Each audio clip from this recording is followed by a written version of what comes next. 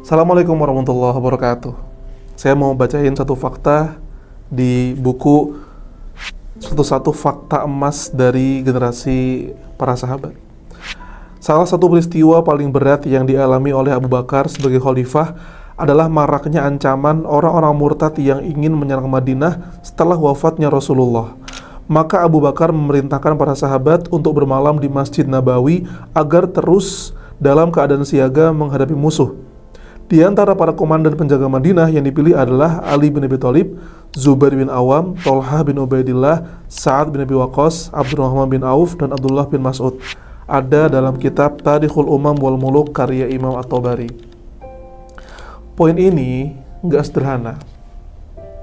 Poin ini kayak ngasih tahu kita bahwa salah satu hari yang paling berat dalam sejarah Islam adalah hari ketika wafatnya Nabi Muhammad SAW, dan kemudian Abu Bakar menjadi khalifah di saat-saat yang krusial itu.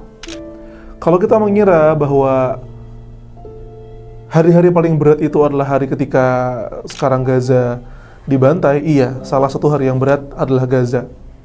Kalau kita mengira hari yang berat itu adalah ketika Baghdad kemudian dijatuhkan, diruntuhkan oleh Mongol, iya, salah satunya. Tapi umat Islam sepakat bahwa musibah paling berat yang melanda kaum muslimin itu adalah ketika Nabi Muhammad wafat. Ketika Nabi Muhammad wafat, Anas bin Malik mengatakan bahwa Madinah itu seperti kehilangan cahayanya. Ibunda Aisyah menggambarkan bahwa saat itu Madinah seperti seekor domba kecil yang ada di tengah-tengah hujan, di tengah malam gulita, dan dikelilingi oleh hewan-hewan yang buas. Kenapa? Banyak banget orangnya yang murtad soalnya. Banyak orang-orang gak mau bayar zakat. Banyak orang-orang yang gak mau lagi mengimani Rasul SAW, padahal mereka baru beriman.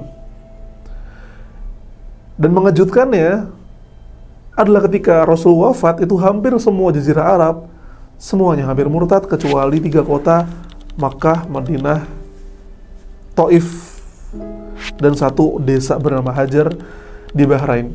Bayangin, Rasul wafat hampir semuanya murtad, paling minimal nggak mau bayar zakat. Itulah kenapa ketika Abu Bakar As-Siddiq menjadi khalifah, beliau mengatakan, ayanqus al-Islam wa ana hayy, bagaimana mungkin Islam akan berkurang sebagaimana aku masih hidup. Ayanqus wa ana hayy. Jadi kayak semacam he take it personally. Dia menganggap berkurangnya Islam atau bertambahnya Islam itu bagi dia adalah tanggung jawab pribadinya.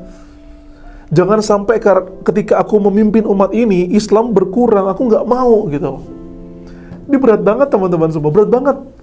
Padahal Rasul SAW itu sebelum wafatnya, beliau pernah bilang, u'dudli, tolong hitungkan. Salah satu tanda-tanda kiamat adalah wafatnya Rasul, kemudian Fathu Baitul Maqdis. Salah satu tanda kiamat yang Rasul sabdakan itu ketika pulang dari Tabuk adalah wafatnya Rasulullah, kemudian pembebasan Baitul Maqdis. Maka teman-teman semuanya, orang-orang saat itu yang baru masuk Islam berpikir, mana mungkin bisa nih Nabi Muhammad wafat, kemudian umat Islam punya mimpi untuk membebaskan Baitul Maqdis. Lawong, ketika Rasul wafat aja banyak orang yang murtad, banyak orang gak mau bayar zakat. Tapi sahabat-sahabat Rasul itu adalah orang-orang yang punya visi yang jauh. Mereka memiliki sebuah gambaran kemenangan yang jelas di mata mereka bahwa musibah ini besar, musibah ini berat, tapi umat ini akan mampu melaluinya. Karena ada banyak nubuat-nubuat, ada banyak bisyarah, ada banyak janji-janji kemenangan yang Allah bentangkan setelah wafatnya Rasul SAW. Maka Umar, Abu Bakar, sahabat-sahabat lainnya itu bersiaga, berjaga di Madinah dan memastikan bahwa Islam harus tetap bertahan meskipun ada banyak orang yang gak mau bayar zakat, meskipun banyak nabi-nabi palsu bermunculan. Mereka tetap bertahan, dan itulah hebatnya Abu Bakar, khalifah pertama setelah wafatnya Rasul. Dalam 2 tahun, setahun pertama beliau menyatukan Arab, dan setahun kedua beliau mengkonsolidasikan kekuatan-kekuatan Arab untuk menerjang kekuatan besar Romawi dan Persia. Dan teman-teman tahu, pembebasan Baitul Maqdis di zaman Umar itu terjadi 5 tahun setelah wafatnya Rasul. 2 tahun di masa Abu Bakar, 3 tahun perjuangan dituntaskan oleh Umar bin Khattab. Padahal teman-teman semua, masa-masa itu berat.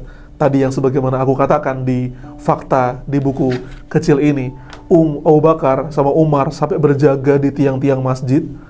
Ada Ali, ada Sa'ad bin Abi Waqqas, ada Abdullah bin Auf, semuanya siaga karena bakal banyak orang yang nyerang Madinah. Tapi mereka bertahan, mereka tetap menjaga iman mereka, dan mereka meyakini bahwa wa inna jundana lahumul ghalibun, dan sungguh pada akhirnya tentara kamilah yang akan menang. Mereka nggak takut bahwa Islam akan mati, mereka nggak percaya, mereka iman sama Allah bahwa Allah yang akan ngejaga Islam. Mereka hanya takut, khawatir kalau mereka nggak Allah gunakan untuk menjaga Islam, maka mereka melayakkan diri mereka untuk ikut serta menjaga Islam ketika yang lainnya murtad. Itulah hebatnya para sahabat, tetap berjuang ketika hampir semua orang berkata tidak, dan itu yang membuat mereka menjadi generasi yang luar biasa. Assalamualaikum warahmatullahi wabarakatuh.